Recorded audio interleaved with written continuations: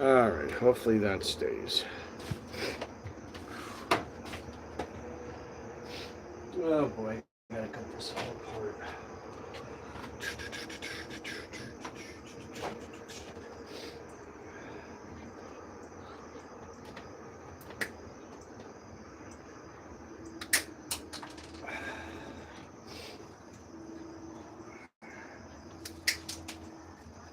Now, I gotta figure out how I'm gonna do all this.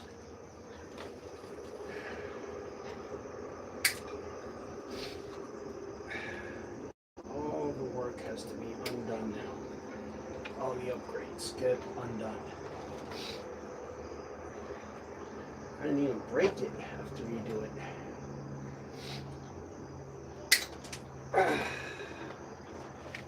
Let's see here.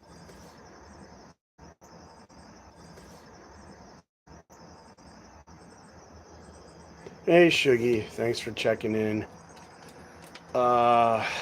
Thank you for prayers and thoughts and all the well wishes everybody's been sending my way. Thank you. I appreciate that. So we're out in the trailer. Yeah, I've was having a problem with internet connection. So I had to switch things up. It's you know how it can be frustrating sometimes. Anyway, hopefully I have that figured out by now. So I'm currently shoot, I gotta cut all this out. In the process of doing brain surgery, the Camaro. And I'll explain why. And I think I shared before. You were in the live. I think you were there. I think you were there in the live when we were having the car out of the trailer. Let me move this up since I'm right here. When we had it out of the trailer, we were chasing wires, looking for power, yada yada yada. Come to find out, a quick phone call to Holly Performance. I talked with them. Realized that, well, a lot of questions were answered with one answer. So what ended up happening is the injectors, the fuel injectors that we put in the motor, or I put in the motor that I thought were good enough, were not. The car was going into a dangerously lean condition. Luckily for us, it wasn't so lean that we hurt the motor. So it was lean enough that the car was not able to make any power, was not able to run to its full potential. So how bad was it? It was bad. So let me tell you, I had 30-pound flow rate injectors in the motor.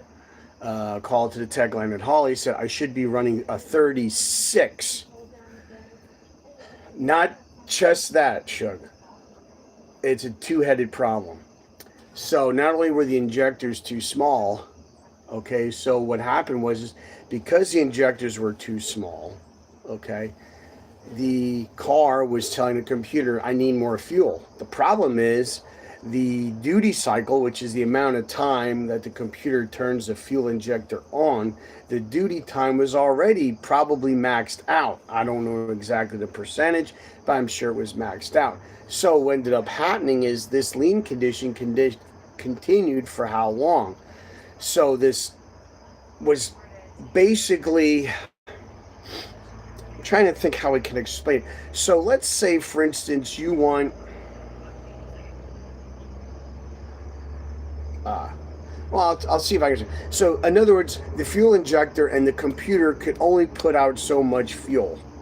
Okay, so let's say the amount of fuel that the computer and the injectors put out is here. What the engine was saying it needed in fuel is up here, but you're maxed out here. You see what the problem is? So you're overdriving the driver software that was in the computer till eventually the computer's like, you know what, I'm overheating, I'm tired, and it left the chat. So we fried it. We fried the driver control, the fuel injector driver inside the ECM. We fried it because the injectors were too small. So that's what happened. I don't know if that makes sense, but the computer couldn't provide what the demand was. The supply couldn't do the demand. So now, with the bigger injector, it's actually, the guy said it might be a little bigger, but you can grow into it. For the way the car sits now, we're probably good with the 36. So, what injectors I got? I got cheapy ones. Why? I just want to get it running. And bless you. Thank you. So, but if the deal comes through with the heads, you know what I mean? I'm going to have to go like a 38. Okay? At least that, maybe bigger. I might warrant another call to Holley Tech to find out, hey, I have these heads. This is the size injector. I'm running this. What do I need? So for now, with the worked heads, with the way the car is, and the other thing too is, so basically we're getting a new Terminator X ECM, okay, which is self-programming, la-da-da-da-da. We're getting the 36-pound injectors in the car. So we should be able to supply the fuel, and we should have the ECM to control not only fuel now, but because we have an aftermarket MSD box on it with this setup, I can also now control timing. So therefore, I can change timing as the car changes speed, instead of just running one lock timing 36 degrees, take it or leave it. And now with this setup with the Terminator X, I can actually run an input into that ECM, and I can go with a laptop and I can make a timing curve. You know, I can go as much as, 42 degrees before top dead center, so get the most power out of it. Plus now with the bigger injectors and the different fuel block learn capability, and with the bigger injectors, I can run the right amount of fuel that I need to feed the motor and hopefully make some serious power and hopefully actually run a decent ET. Anyway, la-da-da-da-da. But to do that, we have to take 10 steps back. So we're in the process of, this is the old 2001 technology. That's the one that's in it. It is, for all intents and purposes, it's done. It's fried. Yes. Well, yes and no. I'll explain. But that's old 2001 technology. That's what they used to run in stock eliminator. This is what I put in a car back in 2006. It was almost antiquated then as well. So we're talking 2006, 16, 10. We're talking almost 20 years. So this is more than antiquated. So anyway, this is garbage. I might just keep it in the frame and put it on the wall just for, it is kind of pretty, isn't it? Could frame it, be real nice, hang on my garage wall, like, hey, it's cool, it's Holley, blah, blah. Anyway, whatever. Anyway, to get to the question, did the computer take the place of the timing chain? Yes and no. It did to a point on your old small block Chevys, your Gen 1s, which is up to 90, 89, 90.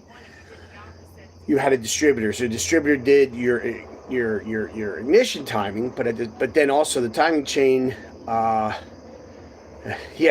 hanging on the wall, you're right. The timing chain does two things. Number one, it does valve train timing. So in other words, the timing chain basically will have it where, hang on, freaking mosquito on my camera. Are you serious? Okay, I don't have to worry about him. Sorry. Anyway, so the camshaft, if you look at the timing chain, the camshaft gears almost twice as big, if not bigger, than the crankshaft pulley. So that way, because the crankshaft will make 2 revolutions to 1 revolution of the camshaft to go through the firing order of the small block Chevy. Anyway, so that's the whole thing with the timing marks and keyways and chains and blah, blah, blah, blah, blah. Dragsters have adjustable belt timing belts so they can adjust their excuse you, their timing. It can. So the cam gear's bigger than the crank gear. So yes. Now they would have a Jezzo system. That's a whole nother ball game. That's more your dragsters, because all that's external. So you can adjust cam timing literally in the staging lanes if you so desire. Anyway, let's go to a regular street high performance small block Chevy that you're just going to put together and just have it as low maintenance. So you're going to run a timing chain. So you line up your timing marks. So then you go through the firing order. So to go through the firing order takes the camshaft one rotation around. The crankshaft, it takes 2 rotations to go through the firing order. So when you adjust the valves, you go 1, 8. I forget the firing order. I used to have it written down. I never memorized it. I probably should. But you go 90-degree turns on the crankshaft, and then that's how you would go through the firing order of adjusting the valves on a small block Chevy. So basically, when you're done, the crankshaft would have made 2 revolutions. The camshaft makes 1. That's how it is. But then also the Gen 1 small blocks had on the back of the cam, which is connected to the timing chain, like you had mentioned. The distributor had a gear and they mesh. So the timing chain controlled valve timing and it controlled ignition timing in one deal. So did the computer replace the timing chain? It didn't replace it, but it did take one of its jobs away. Okay, so in this particular deal, actually on the Gen 2 LT1, which is what's in here, it does, the timing chain does control it, because there is a something like that, 1 8 3 6 2 7 5 8 or 5 3, I don't know, 3 5, I forget. And there's ways you can swap to change a firing order. They say you get a little extra horse. I could drive myself nuts with this, but anyway.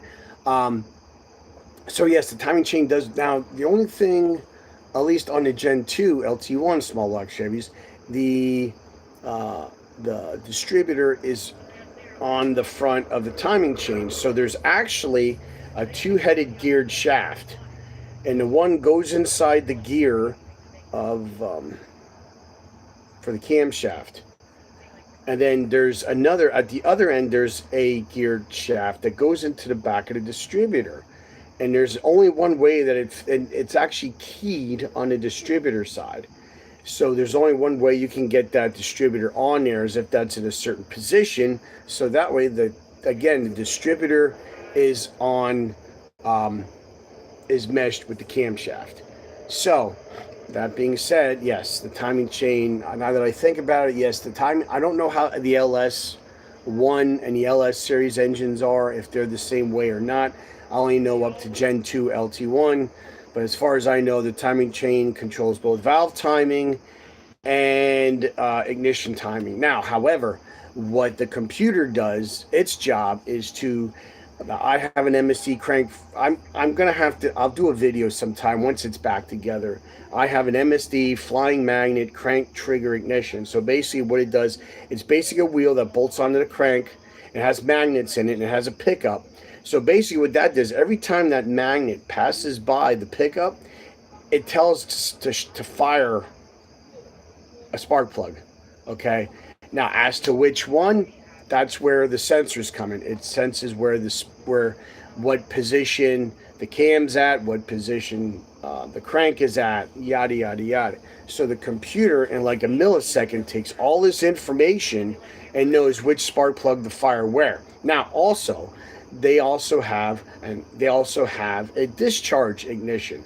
So basically, the spark plug will not only fire on the power stroke, but it also fires again on the exhaust stroke. But that spark is not as strong as the spark that's on the power stroke. So the job there is to burn any unburned fuel in the exhaust to help with emissions, yada yada yada. But yeah, it's called, what is it? Uh, dis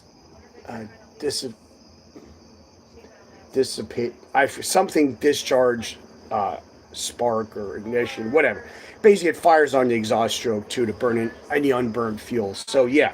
Um, anyway, and then there's I have an MSD box which amplifies the strength of the spark, other stuff too. I have a excuse me. Have a high output MSD coil, yada yada yada, all that.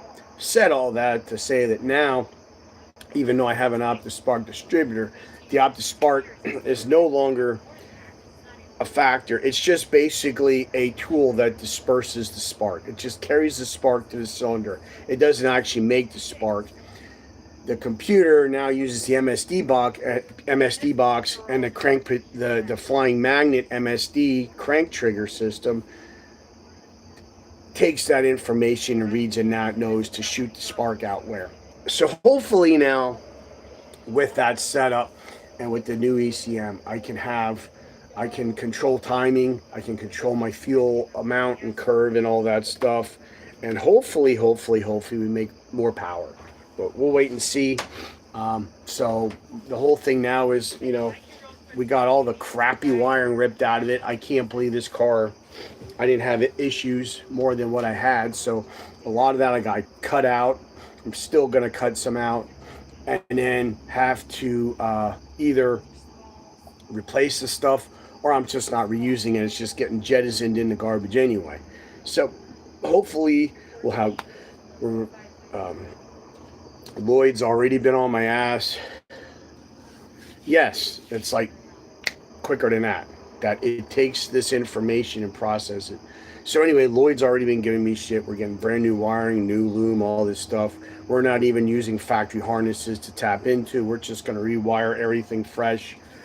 And we're going to try and use oversized wiring for less resistance. So that way the information travels a little faster to the computer. Yada, yada, yada. That's the plan. So until we get there, I have a lot of disassembly to do. I actually got a lot done already. I'm going to see here if I can switch the camera here. And it's terrible light. Let me get my handy dandy light here. But you can see it is bare back there. There's like the ECM's gone. I just have the new power wire coming there. Wiring for my gauges, wiring for the line lock, wiring for my neutral safety switch. All that stuff I have there yet. So that's the stuff I'm actually going to look over and make sure that wiring is good. Yeah, the wiring under the dash, there's going to be a lot of changes there too, because now that I know more what's going on and I understand it more better. Listen to me. What the hell? Like I never took an English class. But anyway, I'm gonna look under there. We're gonna remove some wiring. We're gonna repair wiring. I have that wire I have to replace on the neutral safety switch. I don't know where that, seems like that disappeared into space somewhere. So I got to find where that is. And I'm trying to neaten everything up better for under there. And then we're gonna run the wiring inside the car instead of outside the car, so that way it's better protected and should be better too. We're gonna run it in loom, not as opposed to just zip tying it to itself. We're gonna run it inside loom. Yeah, yeah. How about it? So that's the plan. Are we gonna get out this year? It would be awesome if I could, but I don't think I'm going to. So, but I'm going to keep going here. I'm going to do some updates for you guys, and we'll see how this progresses. And when we get done, it depends how soon we get the parts as well, if we're going to be able to get out this year. But anyway, so that's the update on the car.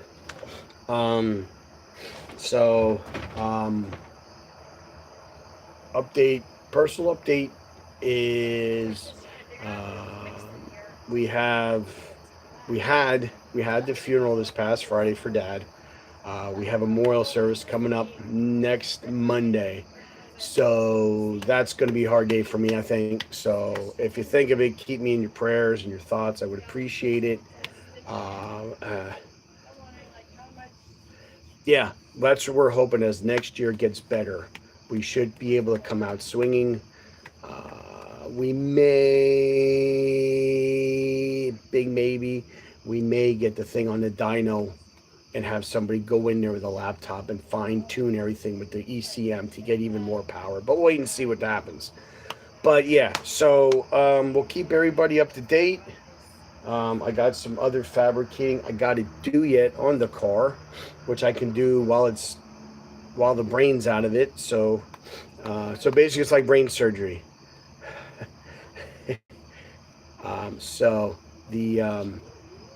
So when we get all that stuff, we're gonna have a day where we open boxes and speak, ooh, pretty, and then we're gonna figure out how we're gonna install it. I'm probably gonna take me at least probably a day to get the right color wire, so that way we have the right color wire for ground, we have the right color wire for power, we have the right color power for ignition, colored wire for ignition power, the correct wire color for fuel pump, for timing, all that.